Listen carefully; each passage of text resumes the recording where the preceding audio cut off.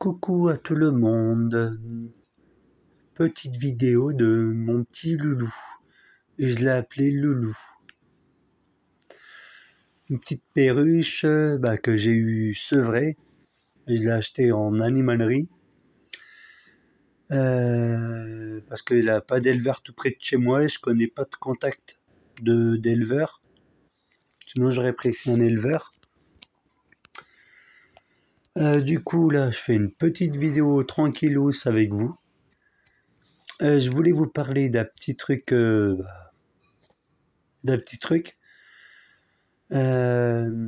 n'allez pas me croire, mais quand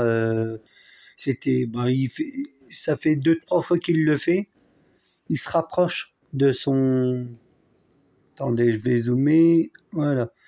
Il se rapproche au niveau de là. Vous voyez où il est? Ben, il se rapproche de plus en plus. Il se colle au niveau de l'os de sèche. Et ensuite, quand il se met là, sur ses graines, d'ailleurs, il faudrait que je change. Et je vais le faire après. Il se met dessus et il se met la tête dans les plumes. Alors ça veut dire que c'est bon signe. Si vous voyez qu'il se met il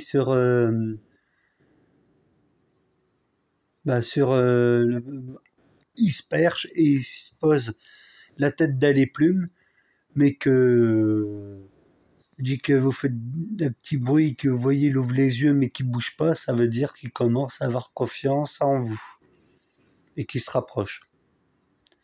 Du coup, voilà. Malheureusement, moi, elle n'a pas appris à voler.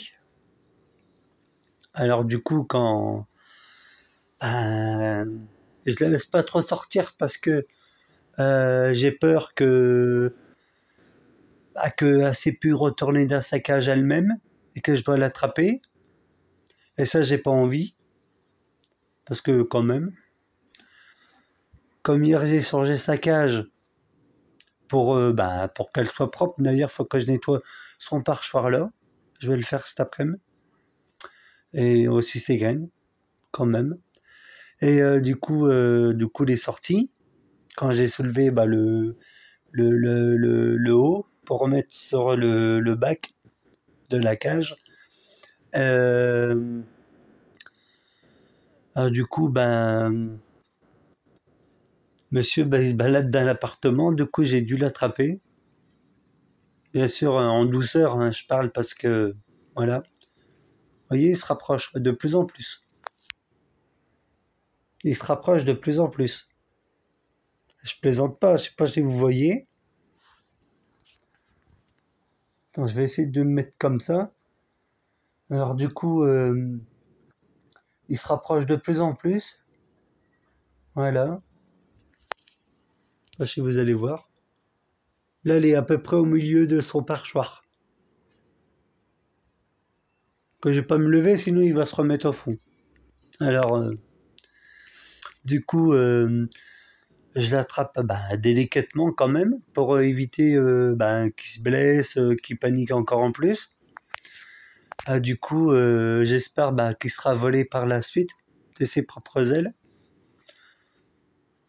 Du coup, moi, quand j'ai été le chercher en animalerie, c'était une dame qui s'y connaissait quand même.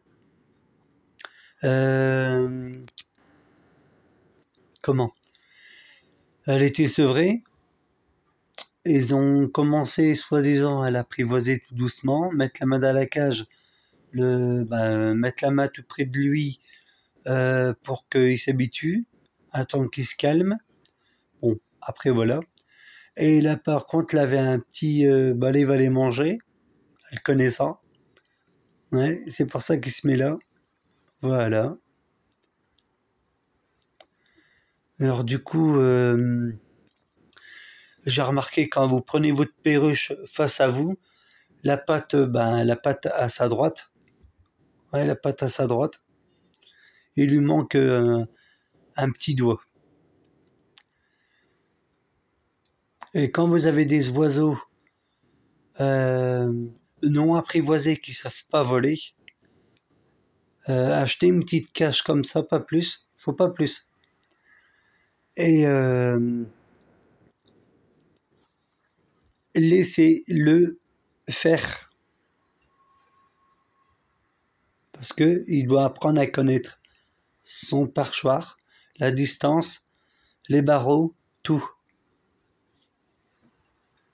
Alors je sais qu'il y a certains qui vont dire bah, pourquoi tu le sors pas? Bah, je veux bien le sortir, mais c'est pas volé. Alors moi je veux bien le laisser sortir, mais c'est pour que je l'attrape sans arrêt et, et qu'il galère à rentrer dans sa cage. Ils vont me dire bah, pose la cage par terre. Oui, mais si je bouge et qu'il sur le point de rentrer, eh ben il va encore sortir. Il va paniquer, il va pas rentrer. Vous voyez, c'est tout un système. Hein. Alors du coup, ben, j'attends. À des moments, ça se voit que l'essaye. Hein. Franchement, l'essaye. Du coup, voilà. Alors si vous avez des techniques ben, pour que je lui apprends à voler, et je veux bien, des techniques, des conseils, voilà. Et surtout si vous êtes fumeur, je parle pour les fumeurs, si vous êtes fumeur et que vous avez votre oiseau dans la même pièce, ouvrez la fenêtre. Ou si vous avez des oiseaux en liberté, fermez un peu le volet. Et apprenez à vos oiseaux, il fait quoi lui?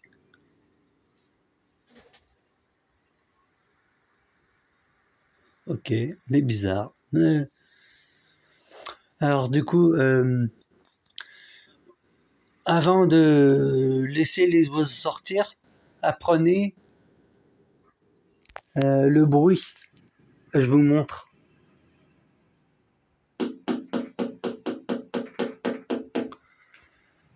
Moi, vous vous rappelez de Pollux, ma calopsite? Je lui ai appris avec le bruit. Et je tapais sur la vitre avec mon doigt. Ça faisait le bruit que vous venez d'entendre. Et je disais danger, danger, avant de le sortir. Et là, une calopsite, c'est un peu plus gros, c'est plus intelligent, je trouve. Même une perruche, ça peut être très intelligent. Mais l'oiseau, il doit apprendre avant de sortir de sa cage les dangers, les carreaux, les plantes. Si vous avez une perruche qui va sans arrêt vers les plantes, vous faites attention. Et vous inquiétez pas, hein, les oiseaux, ils savent très bien entendre le nom. Hein. Un oiseau, ça vous teste toujours. Moi, regardez mon Pollux. Mais il savait quand c'était non, c'était non. C'est pas parce que c'est des oiseaux qu'ils comprennent pas. Hein. Ils comprennent très bien, justement. Ils comprennent très, très, très bien. Du coup, voilà. Du coup, je pense que je vais l'appeler Loulou. Ouais, ça lui va super bien comme prénom, je trouve. Et j'arrête pas de dire coucou Loulou, bonne nuit Loulou. Alors du coup, ça serait dommage de changer de nom. Voilà, de changer de nom. Ah Loulou, Loulou, Loulou. Voyez, Loulou, Loulou. Vous voyez, c'est pas si bête hein, les perruches. Et il y a une perruche, c'est un perroquet. Pas parce que c'est un petit oiseau que c'est pas un perroquet. Une conure, c'est un perroquet. Une calopsite, c'est un perroquet. Un inséparable, c'est un perroquet. Une petite perruche, c'est un perroquet. Voilà. Vous pouvez faire plein de trucs avec une petite perruche que vous pouvez pas faire avec un Amazon, un cacatoès, un rat hyacinthe, un rat culoptère, non, ménade, c'est pas un perroquet, ça bec droit, avec une calopsite, un inséparable, vous pourrez peut-être pas faire ce que vous arrivez à faire avec une petite perruche, par exemple. Voilà. Et j'entends beaucoup de gens dire j'ai une calopsite apprivoisée, mais je veux prendre une deuxième. Et est-ce que je peux prendre une calopsite à congénère de la même espèce non apprivoisée? Bah oui, vous pouvez. Et ils n'ont pas les mêmes codes. Bah si, ils ont les codes. Parce que si vous prenez apprivoisé et non apprivoisé, l'apprivoisé, il sera habitué à vous. Alors du coup, l'autre, bah il va dire, pourquoi moi j'ai peur et mon congénère n'a pas peur? Je suis con d'avoir peur, je suis tout seul. Bon bah je vais essayer de ne pas avoir peur, d'avoir confiance. Vous voyez? Et c'est comme ça que vous allez y arriver à apprivoiser l'oiseau non apprivoisé grâce à votre perruche inséparable, peu importe, avec le congénère apprivoisé que vous avez, bah vous allez y arriver à en apprivoiser un rapidement. Voilà. Pas parce que... Et aussi, un oiseau apprivoisé, ça veut dire un oiseau toujours en contact avec l'humain. Si vous allez en animalerie ou bien chez un éleveur, c'est pareil, je trouve. Vous voyez un oiseau, dès que vous vous rapprochez, qui fuit, et que l'éleveur ou bien la personne qui vend l'oiseau, il dit « Ah ben, l'apprivoisé, hein. C'est juste qu'il ne vous connaît pas. Hein. C'est de la pire connerie. Un oiseau apprivoisé, qui vous connaît ou pas, il viendra. Il viendra.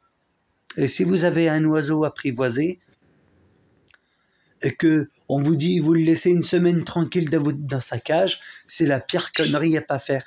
L'oiseau apprivoisé, il doit créer le lien avec vous et pas avec sa cage. Je parle pour l'oiseau apprivoisé.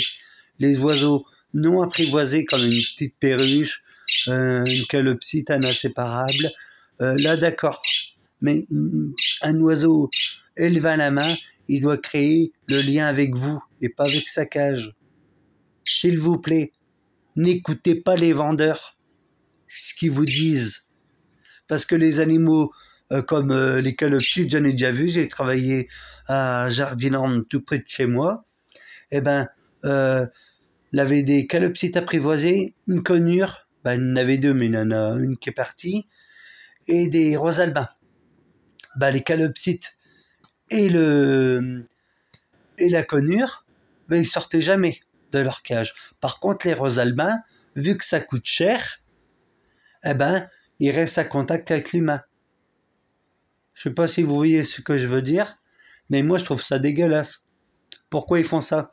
Parce que les perroquets, ça coûte cher, ça rapporte plus que une calopsite, allez, 350 €, et un cacatoès, rosalbin, ça vaut presque 2000 apprivoisés.